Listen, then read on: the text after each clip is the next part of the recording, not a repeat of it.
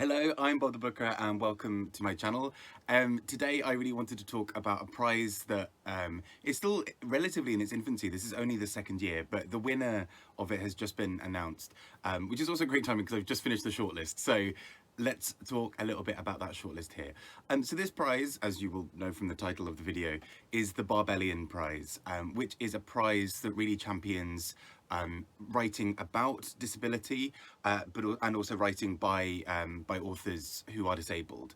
And what's really fascinating about this is I think that lends itself to a lot of voices who are not necessarily always in not often given kind of quite the same platform as writers or their work itself. And so I just really wanted to go through the books that were on this this wonderful shortlist for this great prize, and have a little look through. So let's get started. Let's start off first with the winner, What Willow Says by Lynn from Époque Press. And I am really glad that this won. This is one of my personal favourites from this shortlist. It's a great shortlist anyway, but I think this is just such a beautiful book. It's a very slim book, probably about 150 pages or so, and it talks about the relationship between a grandmother and a deaf child, and they talk through sort of various signs, through things that they find, and particularly through trees. And I just thought this book was so beautiful and lyrical and just so tender in the way it approaches things. It sort of starts each sort of chapter, I guess, with a sort of thing about, the wind movements or kind of how things are looking that day with the weather. And it's sort of these little almost daily check-ins that really mirror the relationship over time between these two people. And I just thought this was such a gorgeous book, and it just filled me with, it was something I read basically in one sitting. It was absolutely delightful, incredibly moving and powerful. And I just thought it was something that I've not really read before. It was one of those books that I basically read it almost too late for it to really be in my best of 2021 list, but would have been a very good contender for that. I just think this book is a really haunting little book, and I really hope that more people check it out, and especially from a relatively small press. Like, really exciting to see a book from a smaller press really get the love it deserves. And I think this book is a real delight.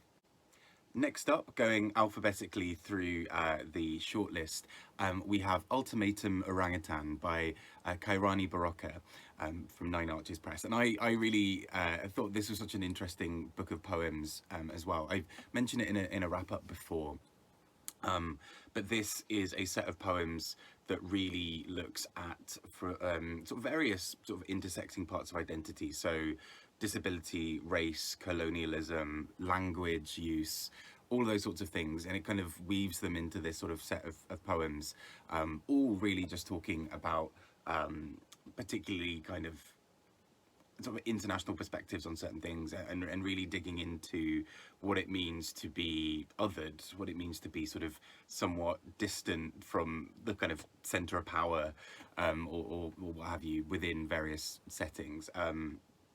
So although as a whole, I really enjoyed the collection, and there were some bits that didn't necessarily fully work for me, but I think overall still a collection that made me think quite a lot, particularly focusing in on some of the areas around what it means to sort of, what it means when sort of power is taken away from you, and when sort of situations are put upon you, in terms of sort of, being treated as a marginalized person in society. So I thought this is really interesting, and it's exciting to see something like this as well make a list, just because I think it's a book that, again, would probably fly under the radar, partly because it's poetry, partly because it's not, it's sort of international, partly just because of the subject matter, but actually those things come together really nicely for this little book here. Next up, and the book that I've most recently finished, A Still Life, a Memoir by Josie George. And this is a memoir that looks at, essentially, it follows Josie George's life as she talks about various sort of diagnoses and sort of medical issues that she had that largely meant that she wasn't able to go out and do things. So we're talking things sort of around like chronic fatigue, quite a lot of things that were sort of undiagnosed, and also sort of how that intersects with other parts of her life. So things like pregnancy, things like relationships, sex, whatever else. And so this, I think is just such an interesting and beautiful book, because she's so candid and honest. I mean, as you'd expect from a memoir, right? But she's so, this is a perspective that I think we don't often get, which is sort of somebody living with various forms of chronic illness or disability, and how that impacts on their ability to sort of have day-to-day experiences. Particularly, there are some really moving passages in this book where she talks about the guilt she feels around not being able to do certain things with her child, or not being able to be out with friends, or feeling like a burden on people around her.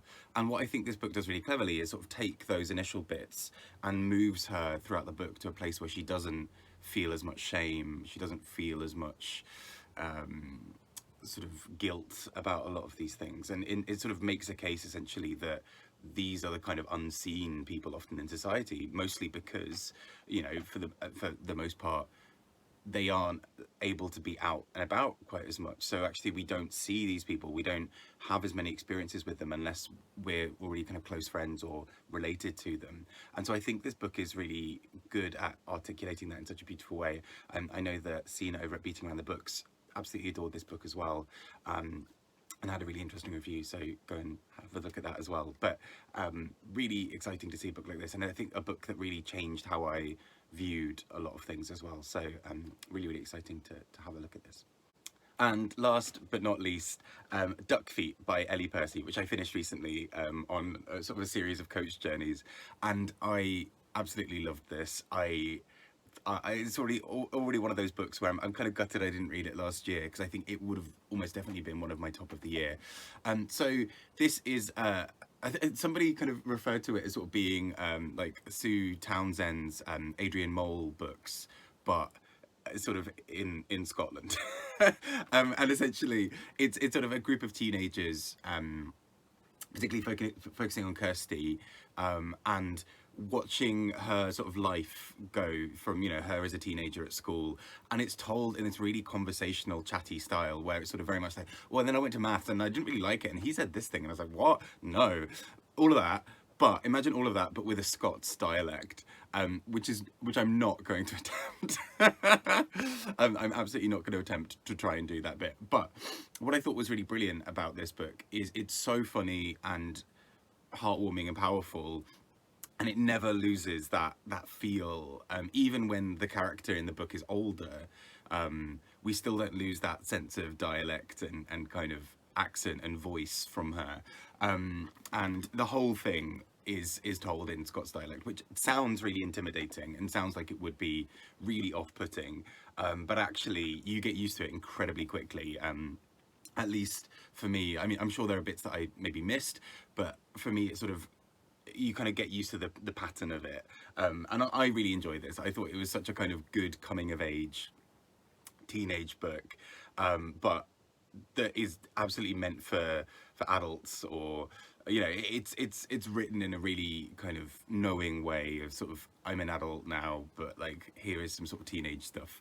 And I thought it was really good. And the duck feet part from the title comes from this idea that, like, especially with her father, I think is sort of right at the beginning, that the kind of has like sort of slightly webbed or different feet, and that's sort of seen as like a real thing, and people are all kind of all over it. But actually it kind of very quickly just becomes this really interesting story about just about sort of working class school life in Glasgow. Is it Glasgow? I thought it's Renfrew and Paisley, sorry. But yeah, exciting and brilliant nonetheless, and a book that I absolutely adore. And that takes us to the end of this shortlist. It's it's only 4 books, and I'm really keen to check out a few more from the long list, including Eleanor Knows by Clara Pinheiro, which sounds really good. But I really, really urge you to check out these 4 books if you get a chance. I think they are brilliant. I'm delighted to see a prize like this. I think it's only the second year of this prize as well, so I'm really excited to maybe go back and read the first shortlist as well.